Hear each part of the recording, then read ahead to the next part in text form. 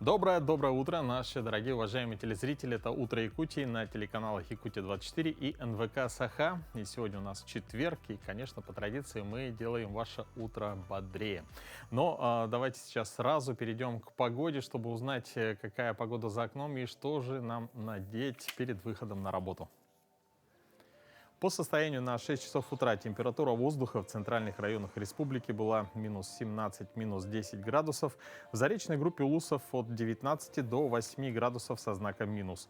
В южных минус 9, минус 8. В Вилюйской группе Улусов от 6 до 4 градусов мороза. В Нижнеленских минус 11, в западных минус 6, минус 5. В Колымо-Дигирской группе Улусов от 17 до 5 градусов ниже нуля. В Янских минус 21, минус 6, на северо-западе республики от 13 до 4 градусов мороза. В городе Якутске температура воздуха на 6 часов утра была минус 9 градусов. Атмосферное давление 764 миллиметра ртутного столба. Ветер западный 1 метр в секунду. Сегодня днем преимущественно без осадков. Ветер западный 3,8 метров в секунду. Температура воздуха минус 6, минус 4 градуса. Ну а сейчас, конечно, нужно узнать, какие самые актуальные новости произошли к этому часу, поэтому мы передаем слово нашим коллегам.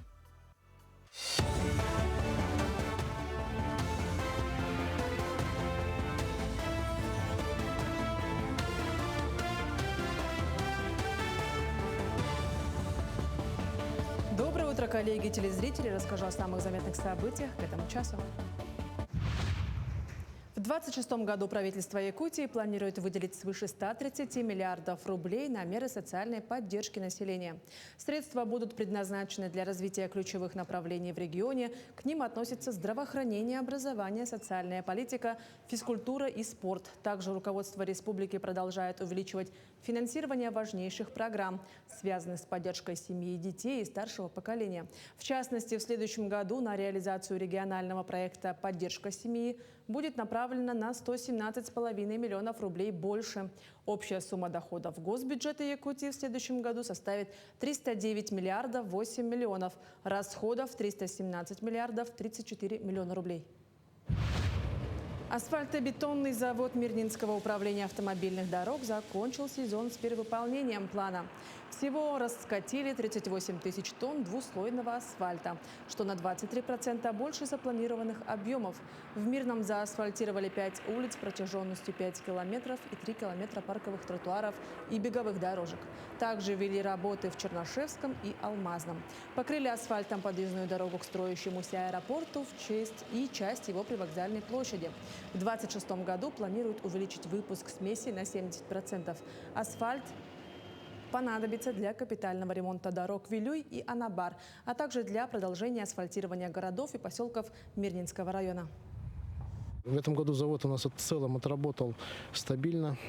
Так, для примера взять, у нас он в работе был 112 дней в смену из возможных 132 дней. То есть простой составили 15%. Мы третий сезон отработали, мы все уже его болезнь все изучили, знаем как еще усовершенствовать данный завод, чтобы увеличить производительность.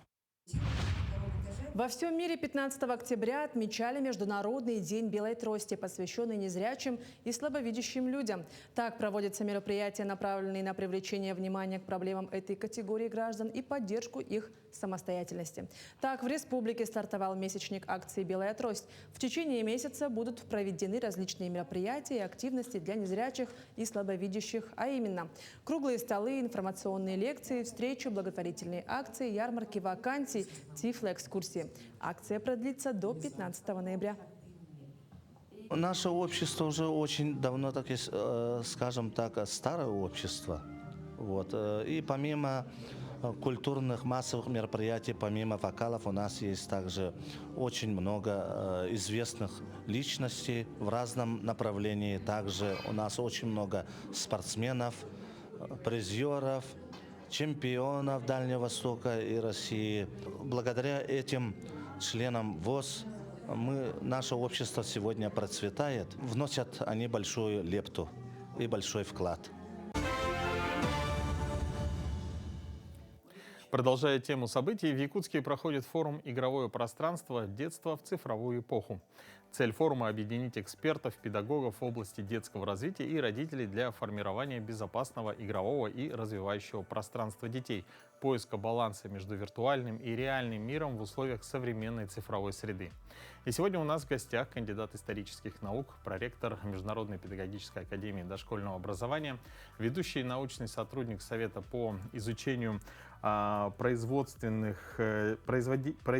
сил Всероссийской академии внешней торговли и Минэкономразвития России, член Координационного совета Общественной палаты Российской Федерации по поддержанию и развитию норм здорового образа жизни у российских граждан, академик Российской муниципальной академии Ирина Ильинична Комарова. Доброе утро. Доброе утро.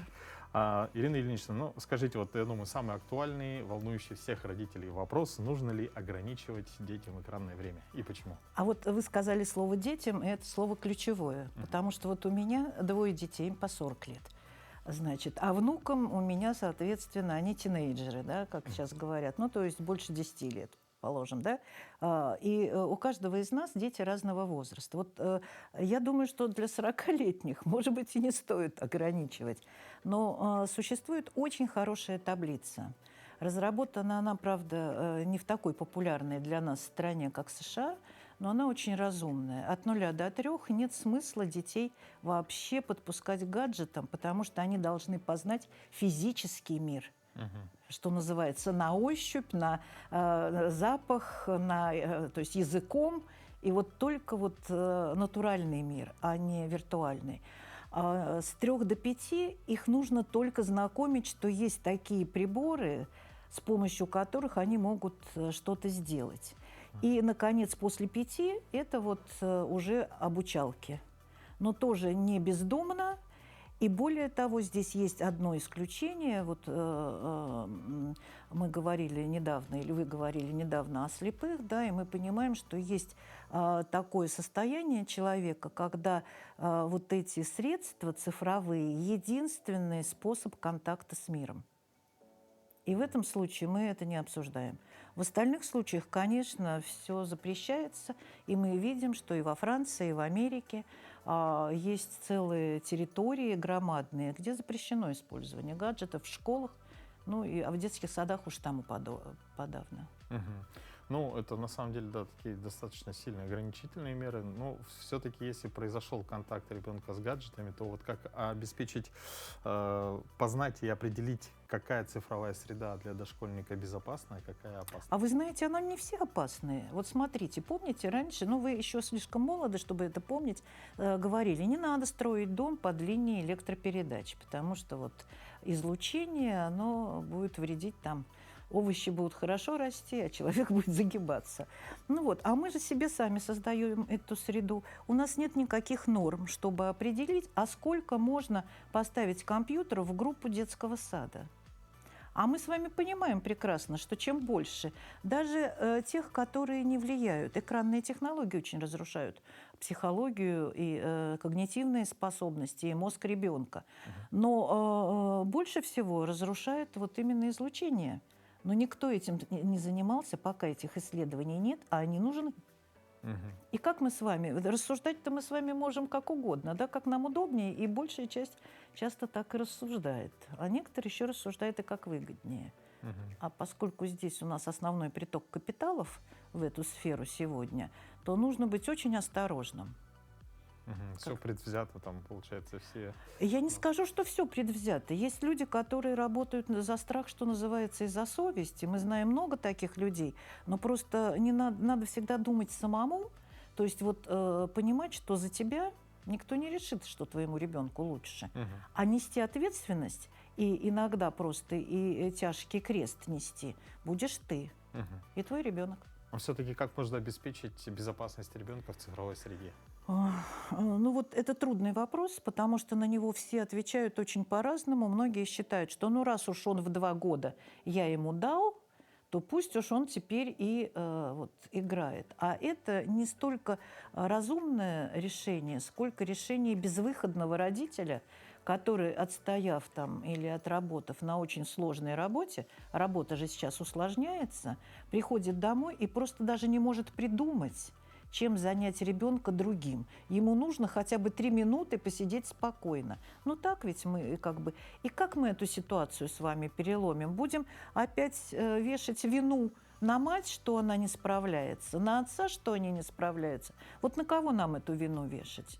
И вот с этой точки зрения и педагогическое сообщество, и научное сообщество, и родительское сообщество должны договориться. А вот, может быть, есть какой-то совет, как сделать баланс между цифровыми, цифровыми играми и традиционными? Вы знаете, мы попытались это сделать каким образом? Вовлекать детей больше в такую ситуацию, когда они находятся по другую сторону экрана, когда они сами делают мультфильмы, например, да, то есть тогда с одной стороны, они обращаются и к опыту народных сказок, национальных игр, и этот опыт очень широко и признано сообществом педагогическим, что в Якутии этот опыт очень хорош. То есть у нас и несколько проектов таких в стране есть, в которые вовлечена Якутия. И очень много делал Якутск, город, когда обучал коллективы детских садов как раз работать в этом направлении. Потому что действительно есть очень интересные программы. Более того, есть безэкранные технологии, когда дети учатся работать с роботами, но не в виде экрана. Да? То есть вроде это игрушка, и он развивает какие-то свои способности, но тем не менее нет экрана.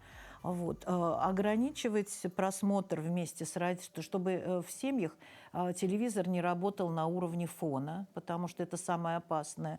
Мы не знаем, но, например, спортивные соревнования на психику ребенка влияют так же, как боевики и ужастики. А, собственно говоря, просмотр ужастиков или, например, есть люди благополучные, где у ребенка своя комната и там есть телевизор, но в этих случаях очень часто ребенок, даже который начал говорить, теряет речь, потому что он неконтролируемо просматривает то, что показывает по телевизору. Контролировать просмотр, естественно, но это такая большая работа, что родителя надо ей учить. А всякий ли родитель, вызови меня в детский сад сейчас и скажи, если не так еще обратятся, может быть, и не пойдешь, да? И никому не хочется лишнее время проводить не в семье, когда, как мы говорили, человек хочет отдохнуть. Да, действительно, очень сложная на самом деле. Сложная, ее так не разгребешь. Да, очень сложная.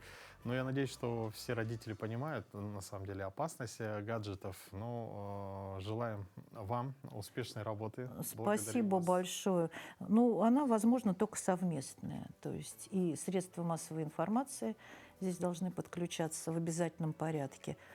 И ваше мнение, как профессионала, тоже же очень важно.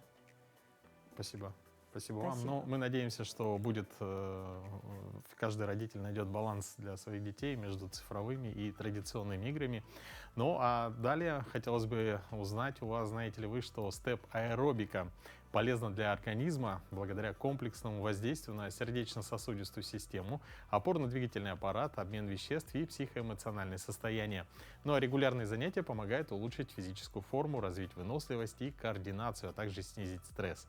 Мы предлагаем вам сейчас сделать утреннюю разминку в формате степ-аэробики, а поможет нам в этом тренер Светлана Дерюгова.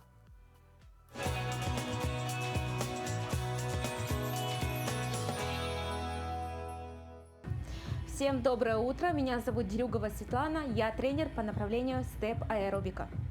И поехали, работаем, делаем захлест одной ногой, работаем ручки перед собой, выдох, выдох, выдох и меняем ножку, правую поставили и снова пошли, выдох, выдох и пошли, работаем на пресс, ручки наверху, над головой, работаем на пресс, ниже опускаемся, выдох. Выдох и меняем ножку. Теперь левую ножку подняли, правую ножку подняли. Выдох, выдох, выдох. Есть. И идем шагом, отдыхаем, делаем вдох.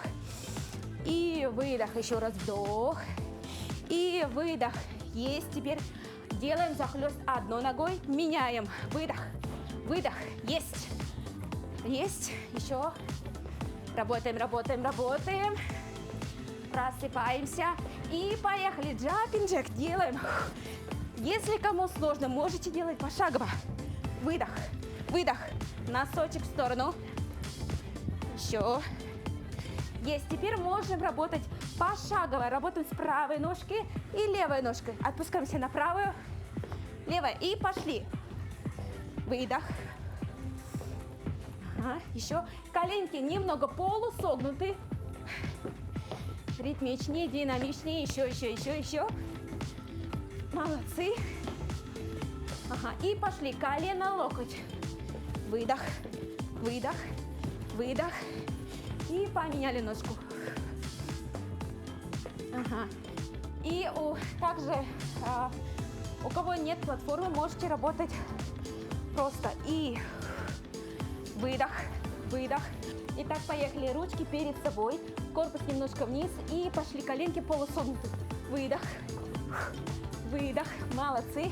Еще 3, 2, 1. И пошли чуть быстрее. Выдох, выдох, выдох. 3, 2 и 1.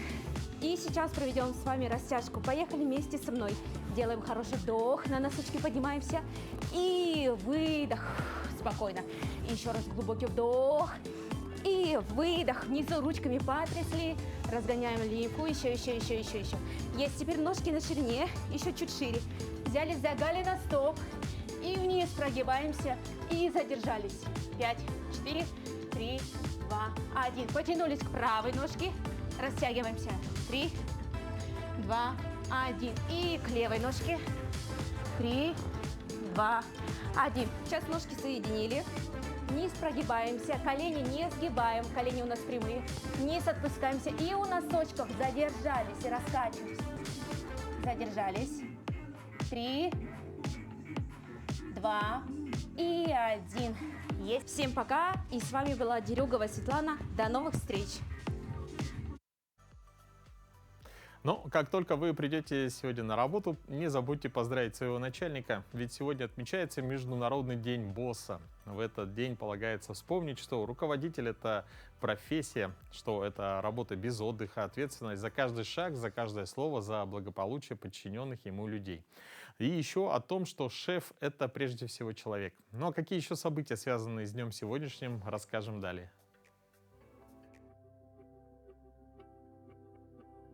На календаре 16 октября. Сегодня отмечают Всемирный день хлеба, Всемирный день продовольствия. По народному календарю Денис по-зимний.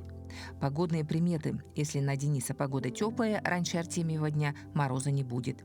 Зайцы нагуляли много жира к долгой морозной зиме. Кроты в норах много соломы припрятали к суровой зиме. Этот день в истории. 1847 впервые опубликован роман Шарлотты Бронте «Джейн Эйр». 1853 в этот день началась Крымская война. 1946 по приговору Нюрнбергского трибунала казнены нацистские преступники. 1962 впервые в эфире прозвучали позывные радиостанции «Юность». 1964 в Китае прошло первое испытание атомной бомбы. В этот день родились Альбрехт Гайлер, швейцарский анатом, ботаник и физиолог. Оскар Уайльд, ирландский поэт, драматург, писатель. Джозеф Остин Чемберлен, английский государственный и политический деятель, нобелевский лауреат. Нико, немецкая певица, актриса и модель. Дмитрий Хворостовский, российский и британский оперный певец, баритон. Именины сегодня отмечают Денис, Иван, Павел и Петр. Но сегодня 16 октября, мир отмечает День хлеба, продукта, без которого невозможно представить нашу жизнь. А вы задумывались, какой долгий и поистине волшебный путь проходит обычная мука, чтобы стать душистой и румяной буханкой? Сегодня мы отправимся в самое сердце этого процесса, в горячий хлебопекарный цех, где познакомимся с человеком, который вкладывает в свою работу душу, и еще вас ждет незабываемый аромат. Пока город еще спит, в этом небольшом цеху уже творятся маленькие чудеса. Чудеса, у которых есть вкус и аромат.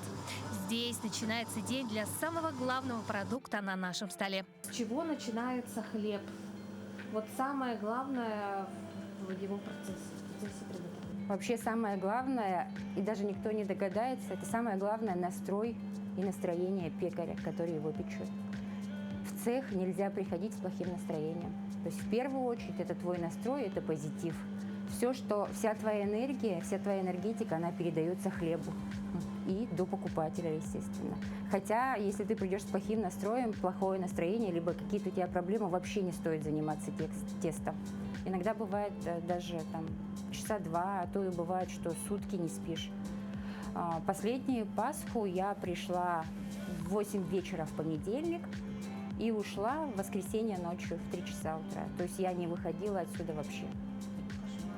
То есть, да, это очень тяжелый физический труд. Когда вы готовите дома, там, 1-2 булку, это незаметно и легко. А когда вы готовите уже на продажу для людей, это очень ответственные моменты, когда, тем более в праздничные дни, покидать цех и какой-то процесс пропускать нельзя совершенно. Бывают дни, когда сон у Натальи откладывается до лучших времен, когда заказов так много, что время сливается в один непрерывный процесс. Но в этой усталости нет раздражения. Есть ритм, который диктует тесто. Хлеб я пеку 1 раз в неделю, и все семьи берут у меня впрок на неделю так, чтобы до следующего запека хватило. Не надо бояться, хлеб на закваске можно замораживать, в морозильнике, там, зимой у нас на улице, да, до 3 месяцев. Причем свойства хлеба от этого только улучшается. Глютен дальше разбивается, то есть практически на самом минимуме. Каждый из 67 видов хлеба. Да, именно столько знает и производит Наталья со своим характером. Но с каждым пекарь на «ты».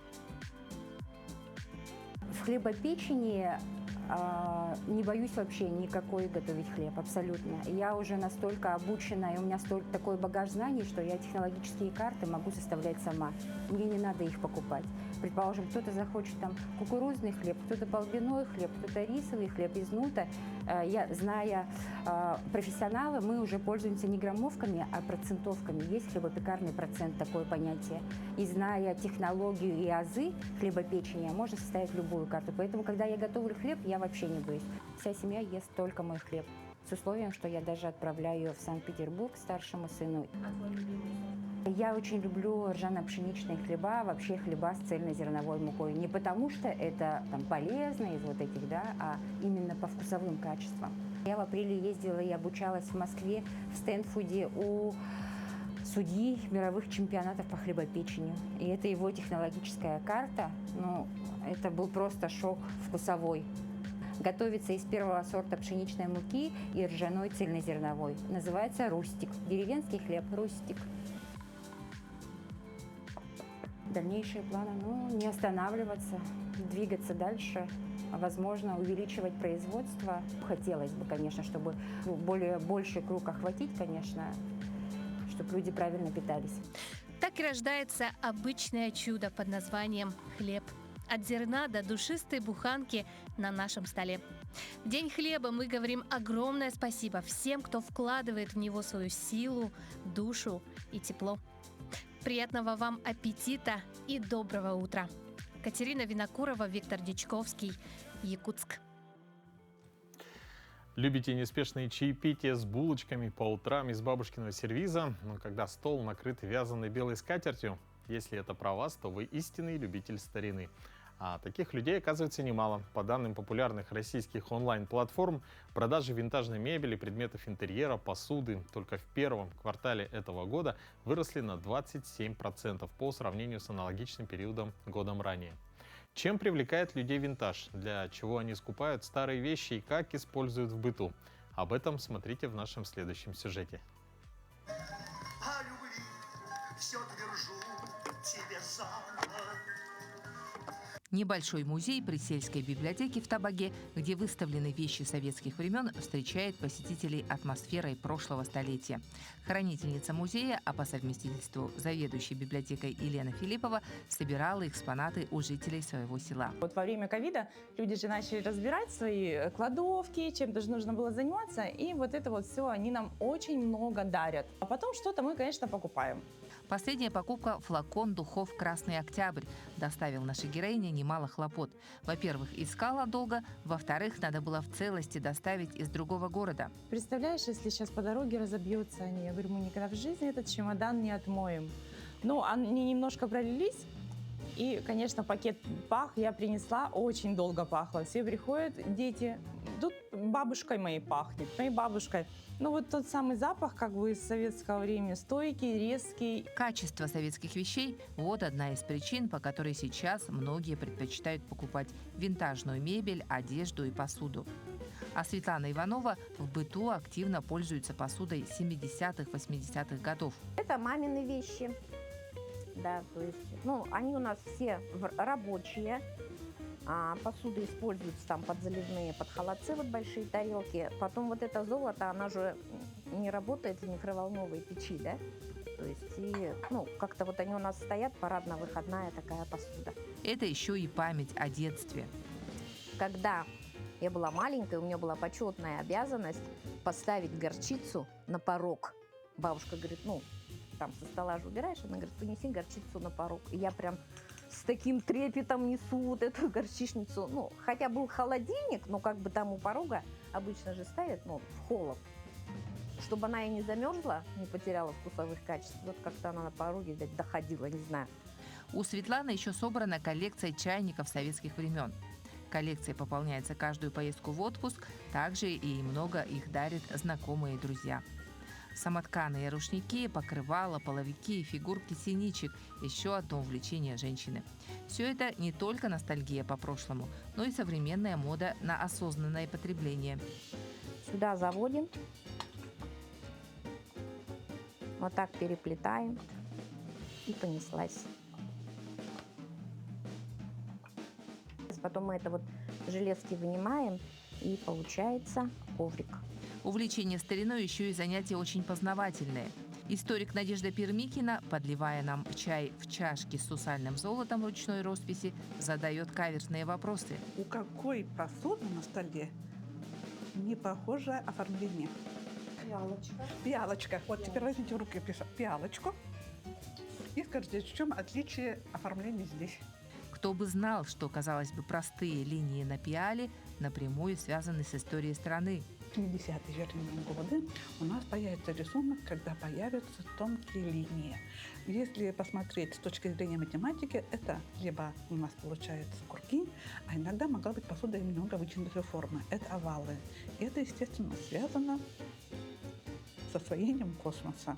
Интересно происхождение цветочных рисунков в довольно распространенных в советских семьях чайных сервизах. Рулевые девушки вынуждены были рисовать эти рисунки своими пальцами. И от того, что большинство крепостных девушек звали почему-то на тот момент агашами, их этот рисунок прозвали агашками. И здесь, конечно, уже не рисовали пальцами, но формат вот этих округлых и завернутых рисунков сохранился в дальнейшем и в наши дни. Так что старые вещи могут быть не только немыми свидетелями прошлого, но при должном интересе, любопытстве способны поведать много интересного. А к тому же пить вкусный чай из бабушкиной чашки – то еще удовольствие. Туяра Филиппова, Артумен Наговицын, село Табага, Якутск. Глядя на эти кадры, на ум приходит фраза «настоящее советское качество». Но поднять качество своей жизни и разнообразить ее можно буквально своими руками. Так, в Ленске прошли творческие мастер-классы для взрослых. Организатором стали педагоги Центра дополнительного образования СРГ. Причем попробовать себя в роли певца, танцора, художника можно было совершенно бесплатно. Желающих было хоть отбавляй. Каждый после мастер-класса ушел в приподнятом настроении, так как многим удалось воплотить свои мечты в жизнь.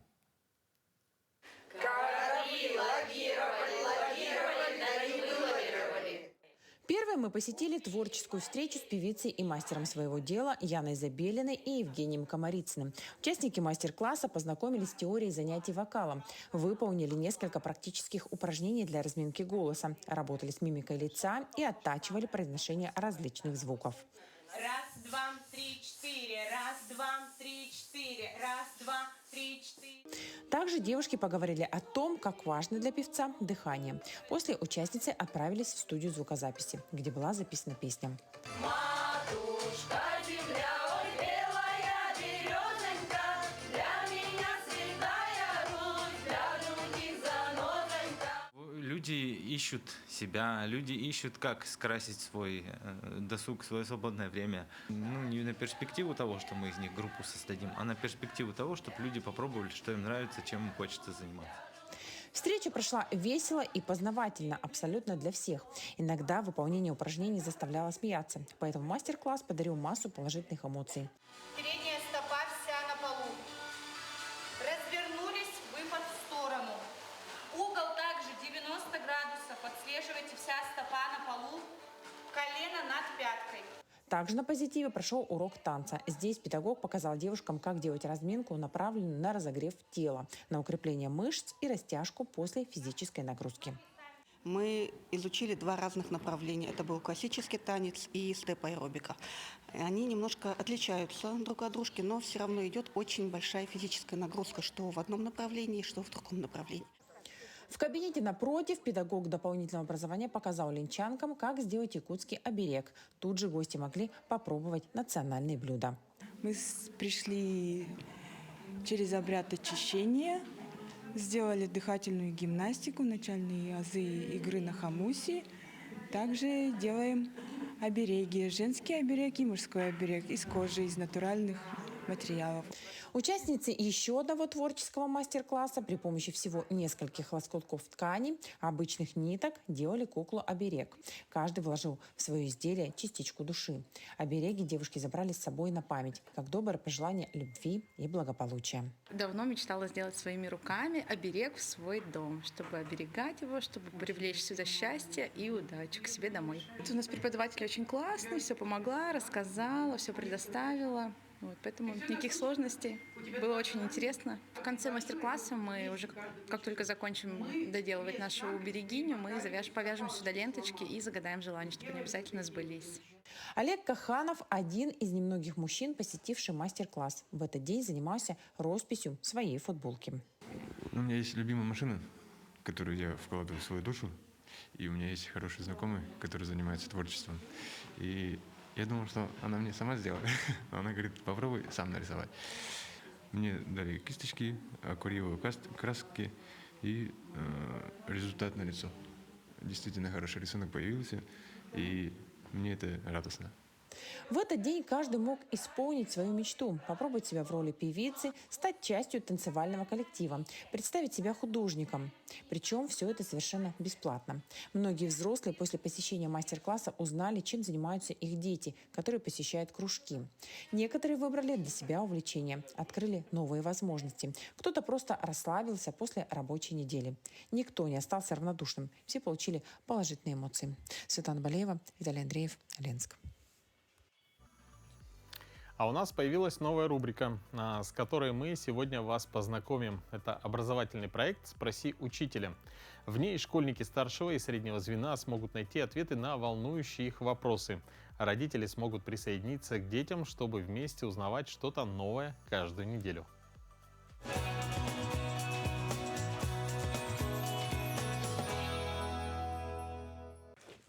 А вы знали, что математика и музыка – лучшие друзья? Когда вы слушаете любимую песню, вы слышите математические соотношения. Например, октава – это удвоение частоты звука.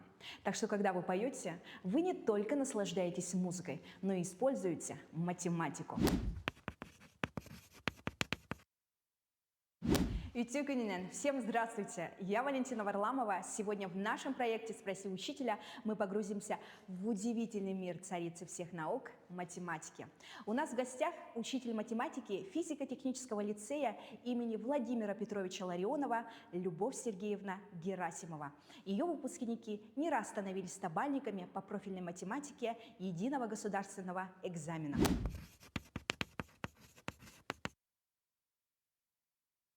Любовь Сергеевна, мы получили вопросы от наших школьников и очень хотим услышать ваше экспертное мнение. Ваши ответы помогут им лучше понять математику и увидеть ее практическое применение в жизни. Давайте вместе сделаем эту увлекательную науку ближе и понятнее. Давайте. Любовь Сергеевна, вот и первый вопрос для вас. Пожалуйста. Здравствуйте, меня зовут Герасимов Стоян, ученик 9 А класса школы номер 29 города Якутска. Подскажите, пожалуйста, зачем нужны косинусы и синусы в реальной жизни? Очень хороший вопрос. Меня тоже мои ученики часто спрашивают так. И я отвечаю, изучая синусоиды и косинусоиды, мы учим вас языку природы, языку колебаний и волн. Он нужен для вас для того, чтобы вы понимали, как работает музыка в ваших наушниках, картина на экране, ток розетки и многое другое. Графики синусоиды и косинусоиды являются биением сердца музыки, пульса электроэнергии и форма волн в океане. А также он очень важен в вашей будущей профессии в IT-сфере, дизайнере, инженерии и, конечно же, в науке. Любовь Сергеевна, перейдем ко второму вопросу. Пожалуйста. Здравствуйте, меня зовут Егоров Асен, я ученик 11 класса Кобяйской средней школы Кобяйского района. И у меня вопрос, зачем нужно изучать геометрические фигуры, если мы в будущем не планируем строить дома? Спасибо, Айсен. Изучая геометрические фигуры, вы не становитесь строителем. Вы тренируете свой мозг, как в спортзале тело. Когда изучаем грамматику, вы изучаете правила для того, чтобы не стать писателем, а для того, чтобы грамотно и ясно излагать свои мысли. Точно так же геометрия в пространстве – это грамматика. А также геометрические фигуры развивают навыки решения практических задач нашей жизни. Любовь Сергеевна, и последний вопрос, пожалуйста.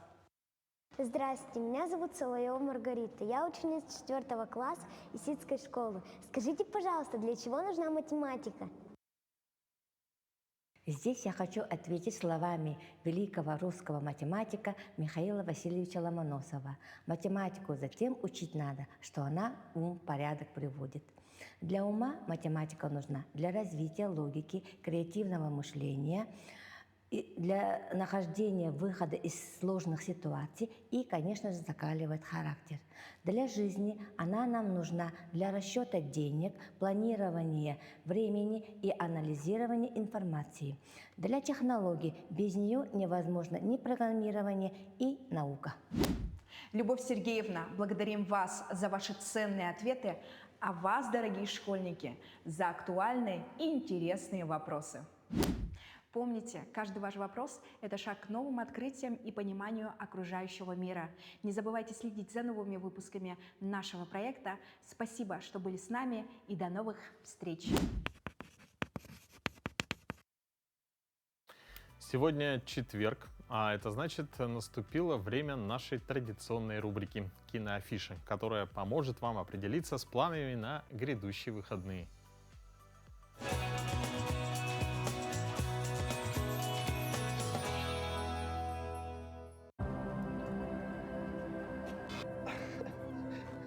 Смотрите в кинотеатре «Центральный» с этого четверга.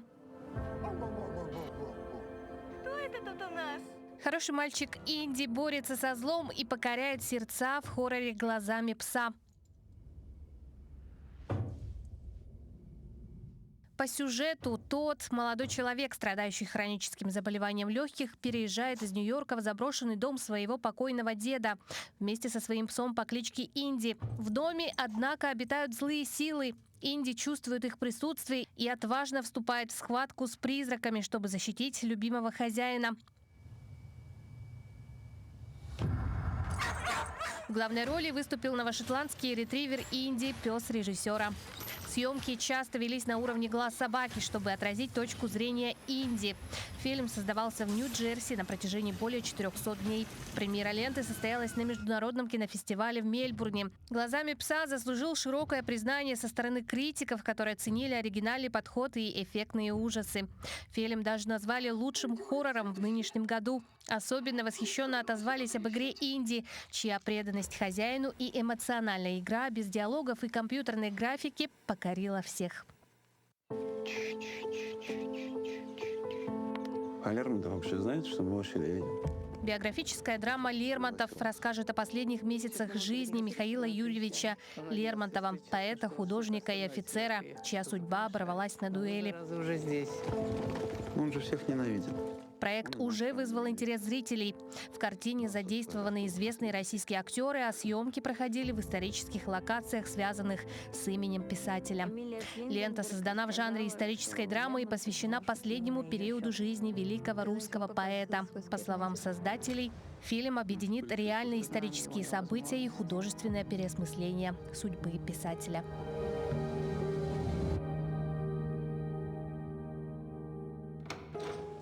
Просто чувствую. Я все чувствую, я всегда все чувствую.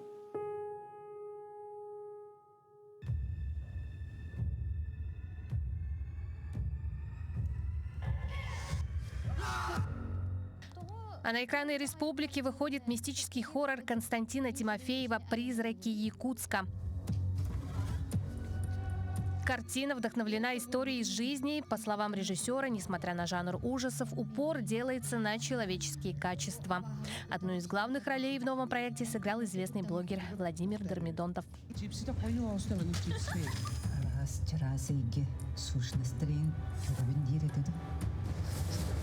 «Призраки Якутска» с 16 октября во всех кинотеатрах республики.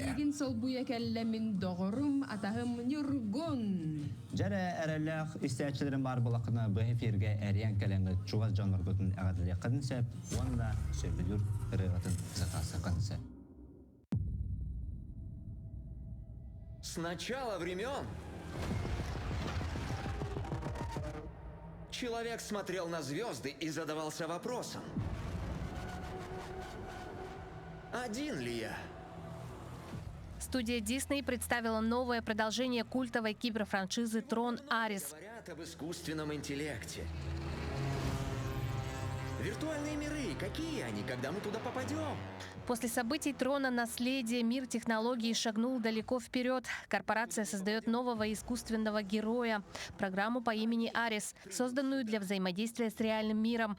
Однако эксперимент выходит из-под контроля. Арис получает собственное сознание и начинает задаваться вопросами о смысле существования и природе человечности. Когда корпорация решает уничтожить проект, Арис сбегает из цифровой сети в физический мир. Там он сталкивается с людьми, которые видят в нем либо угрозу, либо шанс на технологическое событие человечества. Постепенно границы между человеком и машиной начинают стираться, а борьба за свободу превращается в философский конфликт. Кто достоин жить, создатель или его творение? Мы желаем вам отличного настроения и приятного просмотра. Арис. Оригинальная музыка группы Nine Inch Nails. Только в кино.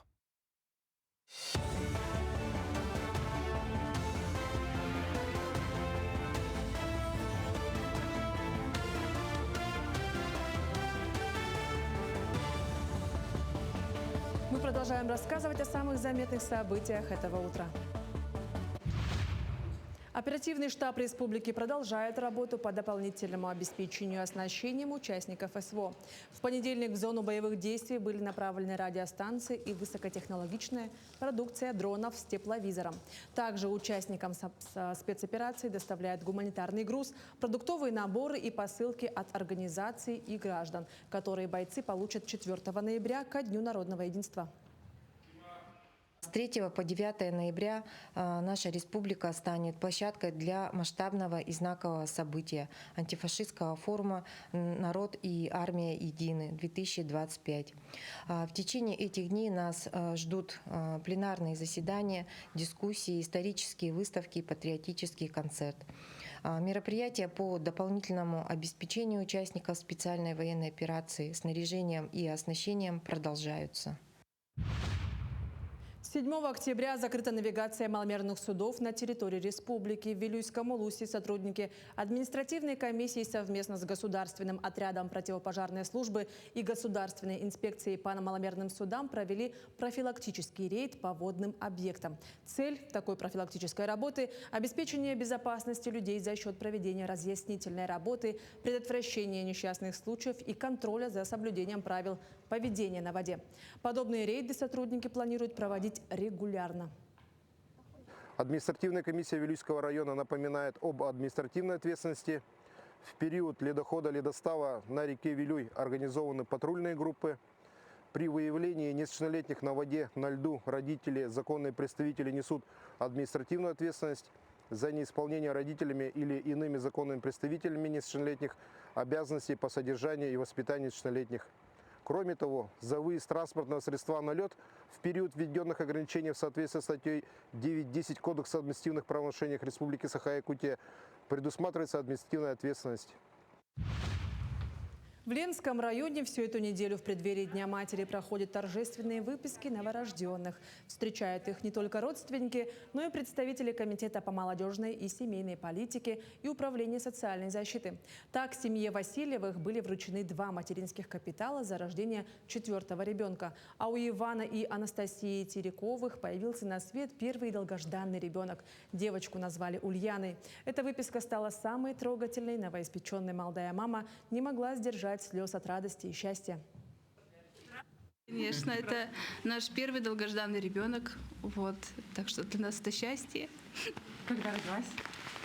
8 октября. Рост, вес? 3200, рост 54. Завершаются съемки документального фильма «Театр Ботура» режиссера Милы Кудряшовой при поддержке Президентского фонда культурных инициатив. Картина расскажет о Государственном театре оперы и балета Якутии, единственном за полярным кругом. Зрители увидят закулисье создания спектаклей «Нюргун Ботур. Сияющий камень» и уникальной арктической версии «Щелкунчик». Съемочная группа сопровождала театр на гастролях и премии «Золотая маска», где этнобалет «Сияющий камень» был признан лучшим балетом страны. У меня замечательные герои, у меня замечательные персонажи. Нам, в принципе, очень повезло с этим проектом, потому что все исторические события, которые могли произойти, они произошли на нашу камеру. Мы документальной камерой пишем кинолетопись и фиксируем то, что называется феномен якутского культурного чуда. Такими были новости к этому часу. Всего хорошего и до встречи в эфире. И продолжая тему событий, в Якутске стартовал 8-й международный фестиваль поэзии «Благодать большого снега». В этом году участие в фестивале принимают поэты и писатели из Китая, Монголии, Бразилии, Ирака, Казахстана, Татарстана, Оренбурга, Москвы и Калуги. А сегодня, 16 октября, пройдет презентация книги казахского эпоса «Кабланды Батыр» в переводе на якутский язык. И сегодня у нас есть возможность узнать об этом подробнее, ведь у нас в гостях поэт, член Союза писателей России, председатель Оренбургского регионального отделения Союза писателей России, главный редактор журнала «Оренбургская заря», а руководитель издательства «Ямб» Иван Владимирович Ерпылев. Доброе утро. Здравствуйте. Скажите, это ваш первый приезд в Якутию и какие у вас впечатления от фестиваля? Фестиваль этот очень насыщенный. И правильно делает организатор фестиваля «Народный поэт Якутии» Наталья Ивановна Харлампиева, что гости должны работать. Это действительно так. Мы вчера совершили очень насыщенную поездку на родину Семена Петровича Данилова. Встречались с учениками школы, с жителями поселков. И это производит неизгладимое впечатление, искренность людей, их радость от того, что к ним в гости приехали люди со всего мира. Они нас с удовольствием выслушали. И такого читательского интереса, поверьте мне, встретить, например, в Москве очень тяжело. То есть в Москве, можно сказать, презентации литературных книг проходят в присутствии 20-30 человек. А здесь охват публики, которая интересуется литературным мероприятием, очень высок. И вы впервые посетили, да, Якутию? Да, я впервые в Якутии, и вообще я раньше дальше Тюмени в России не заезжал. То есть это вообще приезд вот в такой большой регион нашей страны, который вот макрорегион Сибирь и Приморье. Вы как человек очень тесно уже многие годы связанный с поэзией, вот можете нам сказать, что такое поэзия? Конечно, я могу сказать, поэзия является квинтэссенцией языка. И вот поэтому я всем про это говорю, что хорошие стихи вбирают в себя все самое лучшее, что возникает в языке, и показывает развитие языка. И это вот сейчас очень хорошо видно и по русскому языку, и по языку саха, потому что я перевел некоторые стихотворения Натальи Ивановны Харлампиевой с якутского языка. Конечно, я перевел с подстрочников, я не владею языком, но имел возможность ознакомиться, ну, просто прочитать фонетические стихи, понять ритм, внутренний ритм, ассонансы, богатство как бы внутренней рифмы. И поэтому хорошие стихи — это то, что приводит к развитию языка. И правильно делают в национальных республиках, в том числе и в ваших республиках, что поддерживают литературу и поэзию, потому что таким образом не то, что продляется жизнь языка, а дается стимул к тому, чтобы он не был в застывшей форме, как, например, латинский язык остановился где-то в III веке нашей эры и уже дальше не развивался. Он застыл в качестве, ну, скажем, служебного языка католической церкви, либо официального дела производства. А развитие языка-то должно быть непрерывным, и поэтому я всегда говорю, когда стихи на русском языке я читаю где только березки, это неправильно. В стихах должны быть все приметы нашего времени, и в том числе и асфальт, и компьютер, и уже чат GPT апоэтизирован, он вошел как бы в поэтический лексикон. Но это только о хороших стихах. А плохие стихи, то есть декларативные, проходные, они, наоборот, снижают качество поэзии и восприятие поэзии читателям. Скажите, вот по итогам фестиваля, может, будут какие-либо совместные проекты? Что-то намечается? Планируется? Мне здесь нравится конкретность, да, постановки вопроса у организаторов фестиваля. Они всегда проводят его с надеждой на дальнейшее сотрудничество. И здесь можно только похвалить некоторые республики за тесные связи. Например, наши коллеги из Татарстана перевели поэзию поэтов якутских, а здесь выходили книги татарских поэтов на якутском языке. Это очень интересное взаимопроникновение. Я вообще переводчик с некоторых языков, не профессиональный, естественно, переводчик, но я думаю, что как поэт, как человек, владеющий искусством версификации, скажем так, это важнее, чем быть лингвистом или специалистом-филологом. И здесь я бы хотел продолжить переводческую работу, потому что я перевел ряд как хрестоматийных стихотворений Натальи Ивановны, такие как Азия Хатун, так и новые стихи. И мне кажется, это было бы перспективной работой. И я эту свою подборку опубликую в своем же журнале «Оренбургская заря», чтобы эти переводы могли прочитать у нас в области. Вы возглавляете Оренбургское региональное отделение Союза писателей России уже достаточно длительное время, около 10 лет, да, если я не ошибаюсь? Ну, меньше, с 2018 года. 2018 года. Насколько у вас читают современных авторов? Ну, что говорить о современных авторах? Дело в том, что до недавнего времени русская литература разделялась на две ветви. Это была подпольная литература, которая, мы говорим, даже запрещенная литература, потому что ей не давали выхода к читателям. Это было заметно и по советскому времени. Ряд поэтов собирал стадионы, были довольно известные движения шестидесятников, но они в свой круг-то никого не пускали. А сейчас мы приходим к мнению, что поэты тихие лирики и такие как Николай Глазков, кстати, очень любивший Якутию, переводивший местных поэтов, Анатолий Передреев, Юрий Поликарпович Кузнецов. Они-то были интереснее, чем те, кто были разрекламированы, но они стадионов не собирали. И вот у нас сейчас так есть вот ряд поэтов, которые не имеют стадионов, не имеют выхода к книгам, но они более профессиональны, чем те, скажем так, маркетинговые проекты, которые под видом поэзии, даже больше это не поэзия, а перформанс, потому что само по себе художественное слово поэта со сцены театра, оно звучит, на мой взгляд, немного неестественно. читателям надо общаться через книгу наедине. То есть читатель воспринимает лучше написанные слова, а не звучащие. И вот перформанс поэтический, когда приходят, меняют одежды и читают стихи, на мой взгляд, это снижает качество поэзии. Но у нас, слава богу, в Оренбургской области знают местных авторов, читают. Но вот именно о современной литературе, когда получается, что ряд раскрученных авторов почему-то уехали за рубеж и теперь ненавидят свою страну, это что-то же говорит о неправильности в политике. Но, слава богу, это изменено. Сейчас председателем Союза писателей России стал помощник президента России Владимир Ростиславович Мединский, и он говорит об объединении, консолидации писательских сил на базе Союза писателей России как единственного профессионального союза в России, потому что Союз писателей России — это то же самое, что Союз писателей РСФСР. Он как был создан в 1958 году, так он не прекращался. В наших документах это записано, что вот эта организация, эта структура, потом было издано постановление просто Совета министров о том, что во всех организациях заменить слово РСФСР на России. Так и получился Союз писателей России. Как есть государственная академия и есть множество частных академий, которые могут за деньги присвоить звание академика энергоинформационного, еще какого-нибудь, но это не тот уровень профессионализма, о котором мы ведем речь.